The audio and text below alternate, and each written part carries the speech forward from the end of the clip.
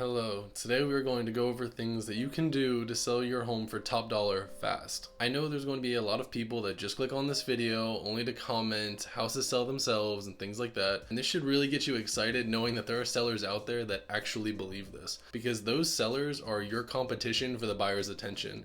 No matter the market, it's all about the sellers competing to win over the buyers to purchase your house over the other houses available on the market. The goal of a seller should be to get as many buyers emotionally connected to their house as possible. When a buyer gets emotionally attached to a house, this makes the difference between a buyer saying, "We need this house," or "It's nice, but I still want to see what else is out there." When you put in the extra effort to grab at the emotions of the buyers, you are going to stand out amongst all the sellers that just put it on the market. And if you get enough emotions from buyers, then you're going to be really happy with the offers that you receive. In this video, I'm going to be going in order on how these things should be done. What I basically did was reverse engineer from having several offers to all the steps it would take to get those offers, and that's where we're going to start so that you end up with several offers. And it is worth mentioning that you don't have to do everything in this list. What I did is I put together this extensive list that covers everything a seller can do that is in their control in order to help them sell their house for top dollar fast. Eliminating factors that could prevent you from selling is key.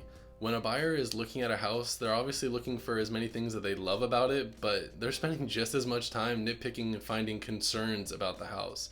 And why wouldn't they? This is the most expensive purchase that most people make. So they're going to be paying close attention to everything about your house and how it makes them feel when they're there. Everything we're going to talk about is to ensure that you take away as many little things that you can in your control so that the buyer has less things to not like, which this will result in more impressions on your listing, which then equals more showings, which then equals more offers, which then equals more money. And that's why we're here, right? So, all right, let's get right into it. Speaking of money, it shouldn't come as a surprise that we are going to be starting off talking about the pricing of your house. If your house is priced incorrectly, it could end up sitting on the market for an extended period of time, which will drastically shrink your buyer pool. You may end up with a few lowball offers or none at all. And this is because buyers are on home search apps, Zillow, things like that, and they have price filters set up. If your home is overpriced, then you might not even be showing up to the right buyers that are searching for homes in the right price range. Say your home should be listed in that $290,000 to $300,000 price range, but you list it for $330,000. Well, now you're not showing up to the buyers that are looking in the $300,000 price range, and for the buyers that are looking in that $300,000 to $350,000 price range, they may see your house and think it's overpriced when they're comparing it to the other houses in that price range. Also, what's really tricky is most buyers don't look at a list price and think, wow, this house would be perfect if we just offered $25,000 less. At this stage in the process where the buyer is just scrolling through apps looking at a bunch of homes at once, they're not analyzing each home and seeing which ones that they can get for below list price. For the most part, they're thinking the price is the price. They're just going to scroll right past an overpriced home and not think twice about it, unless it's been on the market for an extended period of time where maybe they might think there's some flexibility in the list price. And how we are going to avoid this is by going over the most recent comps that sold closest to you with your realtor, and try to go into this process with as much of an open mind as you can and don't have a fixed number in mind. You may have a number that you want to net from the sale of your house, which is totally fine. But first, let's just establish a price range based on the comps, and then we can kind of talk and determine if we can list for a price that would sell and that you would still be really happy with. Next, we have the pre-inspection. And now this is not necessary for every seller, but if you are in an old house or you've lived in your house for a long time and things haven't been changed out, like the AC, roof, plumbing are 15 to 20 years old or even older, then it may be worth the $300 to $500 upfront to establish any repairs that may need to be done to the house before listing it. If you do decide to list your house without a pre-inspection, most buyers that offer you are going to have their own inspection done anyway. So now once you're under contract and the buyer has their inspection, if any major issues arise from this, the buyer now will come back to you and either ask you to pay for it, ask you to lower the price, or they're just going to take back their offer. Now, once you've been under contract and then say the deal does get taken off the table, now your house is going to go back on the market, and right underneath your listing, it's going to say back on market status. This is going to let all the buyers know that you were under contract and then something happened and the buyer had to pull out. So this is going to immediately make a lot of buyers see it and think that there is something wrong with your house. You will also have to disclose anything that was found in the previous inspection. And on top of all that, since you were under contract and now you're not, The MLS and a lot of listing sites, they're going to now add all the days that you were under contract to your on market days. So now it's going to look like your house was on the market longer than it really has been. And this also worries buyers to see longer days on market. If you do decide to do the pre-inspection, this at least gives you options. If you do the pre-inspection and it comes back with nothing wrong, you get to list your house with the peace of mind knowing that there are not going to be any surprises coming up. And now you also get to use that document, that pre-inspection, in your listing so that buyers can click on it and read it themselves, so that at least they know as well that there's not going to be any major issues found if they decide to offer on your house. So you can see how this could entice buyers to come see your house knowing that there's not going to be any major surprises. And if the inspection does come back with a major issue found, then at least now you can be proactive in the situation and either just fix it yourself before even listing it, or offer some type of seller concessions to cover it in the price, or you can just adjust your price before listing and also stating in your description that you already know about the roof or the plumbing and that the price reflects what is wrong with the house and that you are selling it as is. So at least now this way the buyers are well informed and there's not going to be any surprises if these buyers are offering on your house. At least they're going into it knowing exactly what's already wrong with it. So the chances of them getting in there, getting an inspection and pulling out are drastically reduced. On to the most important step for grabbing at the emotions of the buyers, and that would be the curb appeal and staging of your house. First, we are going to start on the outside. Pressure washing the exterior of your house, the driveway, your pool area, the roof can really help your house look really good for the listing and showings. Me personally, I know when I see a dirty roof, even if it's the pictures or showings, you immediately start to think that maybe that roof is old or there may be some issues, even if there isn't anything there.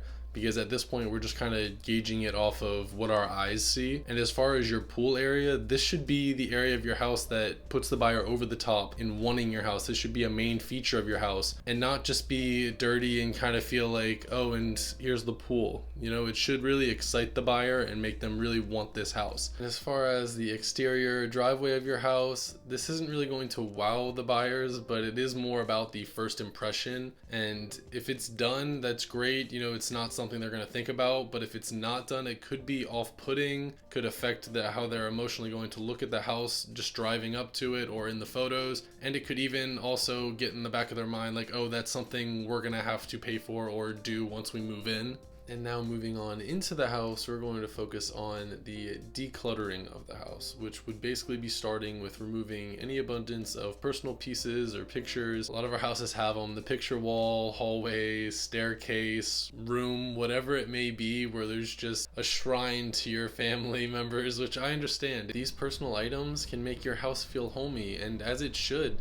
But as far as selling the house, when you're having buyers coming in, it makes them kind of feel like they're in someone else's house, and it might be hard for them to envision themselves living in this space. Removing these personal pieces and decluttering allows the buyers to imagine themselves living in this space, and the easier it is for them to imagine themselves living there, the greater the emotional investment these buyers are going to start to have in your house. And something to think about is you're moving anyway because you're doing all these steps, right? And your house is going to sell, so why not start packing early? If you have a bunch of space in your garage, maybe you can start packing up some of these things in boxes and then putting it in your garage, or you can make the investment of a storage unit for a couple of months and just start bringing over things that don't need to be in your house so that you can kind of clear as much space for the buyers as possible. The less clutter in your house, the better, the easier they're able to flow through the house and have a pleasant experience on their showings. And now I'm sure if you're the type of person to watch this video, I'm sure you're also the type of person to stay on top of your house and keep it nice and clean. But going through your house and doing a nice deep cleaning before putting it on the market would pay itself off tenfold. And now you can absolutely do this yourself, or you can hire a pro to go in and clean your house as well. And if you do have pets and carpet, I do strongly advise you getting them professionally cleaned.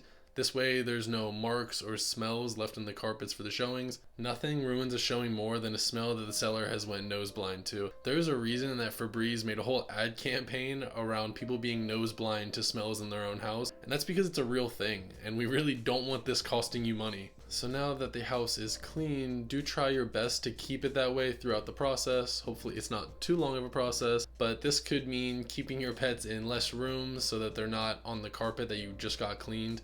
Me personally, I have my English Bulldog who will stay on the same spot on the couch 16 hours a day, so it's a little bit easier for me to keep him in one spot, but I understand that there are some pets that like to spread all over the house, so just try to keep an eye on them. Now that your house is priced right and ready to show, it is time to go over things that you can do with the listing of your house. This will be starting with the photography. Now this is the agent's job, so please do not let your agents take any photos with their phone for the listing. Have them hire a professional photographer that is going to take photos that flow nicely and highlight the features of your house. This step is all about catching their eye as they're scrolling through the home search apps, because before we can get showings, we need to create interest. And great pictures is going to get the endorphins flowing in the buyer's mind and get them super excited to actually go see your house in person. Especially when the sellers that just throw their house on the market only have a handful of pictures, and you can tell they were taken on their iPhone because they show up as vertical with the gray space on the side of it because the picture doesn't actually fit the frame, and it's just very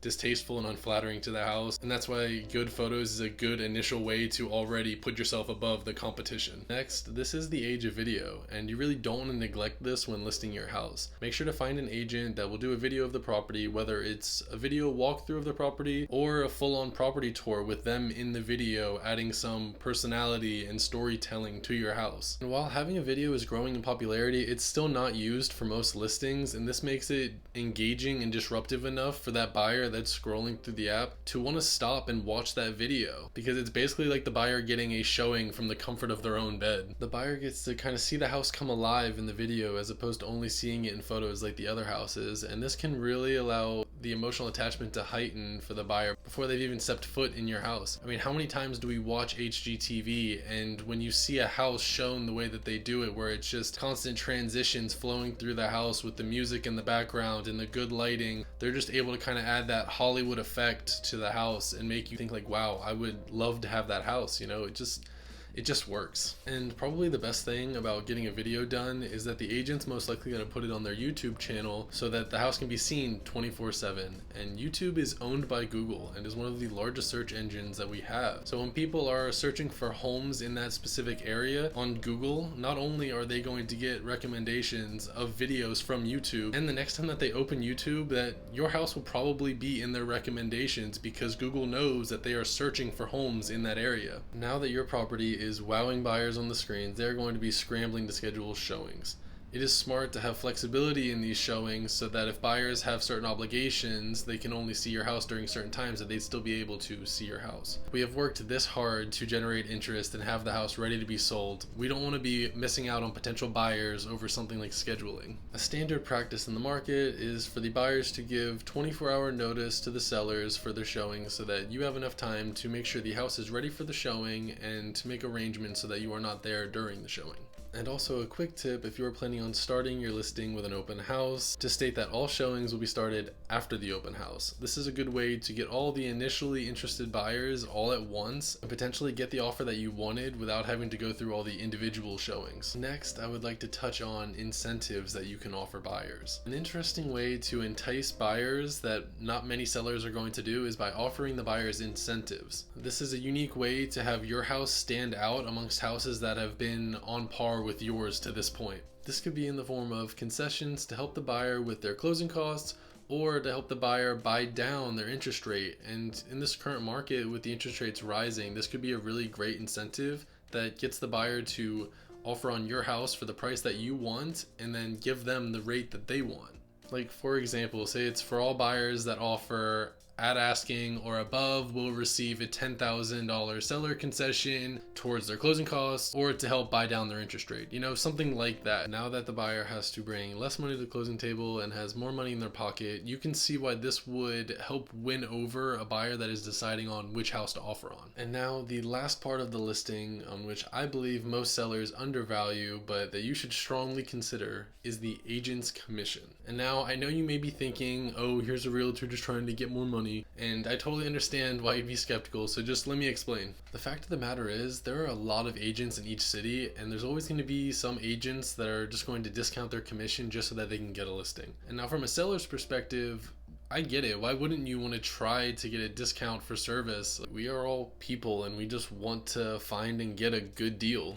But now I'm going to tell you why you should consider a 6% or even a 7% commission. And I should also note, for the people that don't know how commissions work, that This commission is split between the buyer's agent and the seller's agent for the most part, unless the seller's agent also brings his own buyer and represents both sides. But for the most part, it's only going to be 3% to one side, 3% to the other, or 3.5% and 3.5%, just so we're clear. So this means that buyer's agents, while they are looking for their clients, are noticing the commission splits that they would be receiving if their client decided to offer on that house. Now, I am not saying I'm not going to show a house if it has a lower commission. I don't care what the commission is. If the buyer wants the house, that's the house that they're getting. But I'm just going to explain to you how this would work. So for the most part, buyers are on Zillow or home search apps that they got set up with their agent, and they're scrolling through on their own to find houses that they're going to tell the agent they want to see, regardless of the commissions. And aside from that, they might get automatic emails from the agent when certain listings come available that fit their criteria. And then there are the searches that the agents are doing manually every day with their buyers in mind. Personally, every morning when I'm looking through the new listings with my buyers in mind and I see that 3% or 3.5%, I'm going to personally email that listing to the buyers that it would work for, even though they probably already got it in their automatic email from me in the morning anyway. But now it's getting brought to them again, and who knows, maybe they would end up wanting to do a showing. And I'm not only sending it to the buyers that are actively looking with me. I will go through my database and make sure I've sent that listing out to all the buyers that are getting ready to buy, because you never know, one of them may fall in love with it. And the funny thing is, it doesn't even stop with just me sending it to buyers. I'm at an office every day full of over 100 agents, and we're constantly talking about, hey, what are your buyers looking for? Do you have anything coming up on the market soon? This and that. And you better believe if I hear they're looking for something that is that listing, I'm going to bring it up to them because it sticks in my head, because it stands out amongst all the other listings that might be in that criteria as well. So you can see how the higher commission is kind of an incentive because it's disruptive and it sticks with us, and it's an incentive. Like, it does what it's meant to do. It's going to pay the buyer's agent more for bringing you the buyer for that house. But like I said earlier, you don't have to do everything in this list, and I know that this commission is a very divisive type of topic, so I just wanted to touch on it and just so make sure that you can kind of see it. We're basically using that commission in order to incentivize other agents to advertise it more for you, and then potentially result in you getting more offers, and the more offers you get, that just means more money for you. I know there's a bunch other factors that go into what the commission should be. That's why I just wanted to touch on it for this video, mainly focusing on what a commission can do for getting extra free advertising with buyer's agents. Doing as many of these steps as possible is going to help you stand out and get all the offers that sellers are only hoping for. But you are taking hope into your own hands and are going to sell for top dollar fast, no matter the market. Now, there was a lot covered in this video, so please comment below if you have any other questions or want me to talk about something further. And if you are getting ready to sell and you would like to meet with me in person to go over this process further, then feel free to click the link in the description to set up an appointment directly, or you may call or text me to book an appointment directly with me. So I hope you enjoyed this video, and I hope to hear from you soon. Have a great day.